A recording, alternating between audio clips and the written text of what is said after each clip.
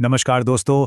चलिए आज फिजिक्स के एक बड़े ही फंडामेंटल कॉन्सेप्ट को समझते हैं, इलेक्ट्रिक फ्लक्स। अब नाम सुन के ये थोड़ा कॉम्प्लिकेटेड लग सकता है, पर घबराइए मत, हम इसे एकदम मक्खन की तरह समझेंगे। तो शुरुआत एक सवाल से करते हैं। सोचिए, एक ऐसी फोर्स है जिसे हम देख नहीं सकते, पर हमें उसे मापना है। इलेक्ट्रिक फील्ड दिखता तो है नहीं, तो हम ये कैसे पता लगाएं कि किसी सरफेस से वो कितना फ्लो कर रहा है? ये तो एक पहेली जैसी बात हो गई है ना। और बस यहीं पर एंट्री होती है इलेक्ट्रिक फ्लक्स की। तो आज के हमारे सफर में हम क्या क्या देखने वाले हैं। हम शुरुआत करेंगे पानी के फ्लो की एक सिंपल एनालॉजी से। फिर देखेंगे कि कैसे एक छोटा सा एंगल सब कुछ बदल देता है। थोड़ा सा मैथ लगाएंगे ताकि कॉन्सेप्ट सॉलिड हो जाए, और आखिर में सब कुछ सम अप कर देंगे। ऑलराइट, तो शुरू करते हैं। देखिए, किसी भी एब्स्ट्रैक्ट चीज को समझने का सबसे बढ़िया तरीका होता है उसे किसी जानी पहचानी चीज से कंपेयर करना। तो चलिए पानी के फ्लो को इमेजिन करते हैं।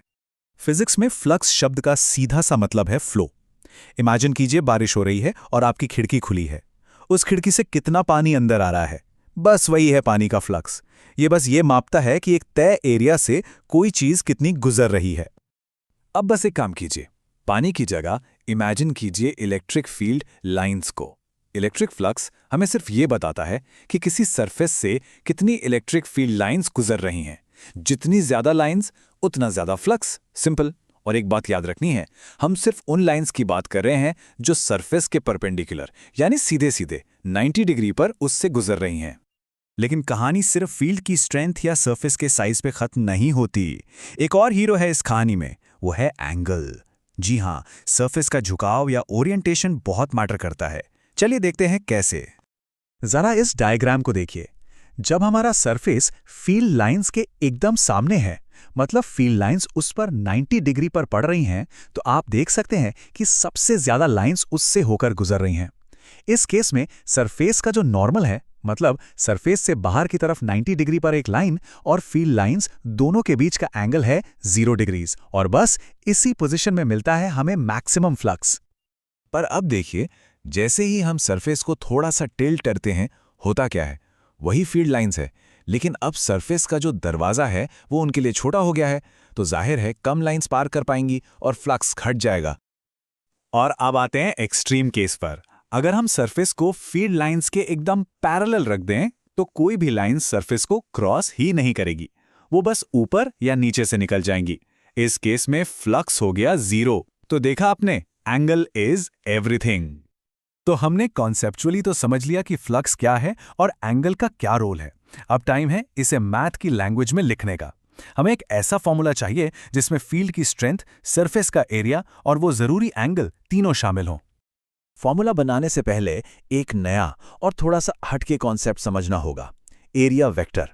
आप बस ये इमेजिन कीजिए कि हर सरफेस पर एक तीर चिपका हुआ है जो बिल्कुल सीधा 90 डिग्री पर बाहर की तरफ पॉइंट कर रहा है।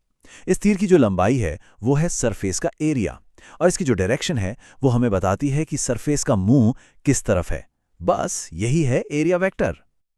ये डायग्राम इस बात को और क्लियर कर देता है। कोई भी सरफेस हो, फ्लैट या कर्व्ड, हम हमेशा एक area vector delta S define कर सकते हैं जो उससे 90 डिग्री पर बाहर की तरफ इशारा करता है। और इस डायरेक्शन को दिखाने के लिए हम यूज करते हैं एक unit vector n hat, N.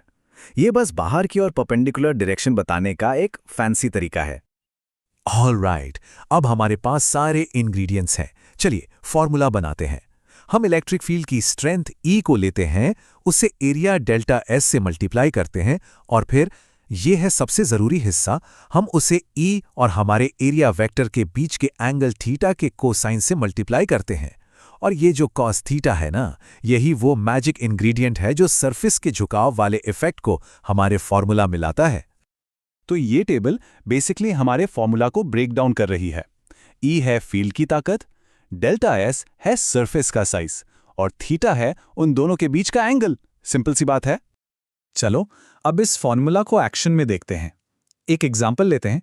मान लीजिए हमारे पास ये वैल्यूज हैं, तो अब फ्लक्स कैसे कैलकुलेट करेंगे? तो बस फॉर्मूला में वैल्यूज डालते हैं। डेल फाई होगा 50 जो E है, मल्टीप्लाइड बाय 2 जो एरिया है, मल्टीप्लाइड बाय कॉस 60 डिग्रीज। और हम जानते हैं कि कॉस 60 डिग्रीज होता है 0.5 यानी आधा।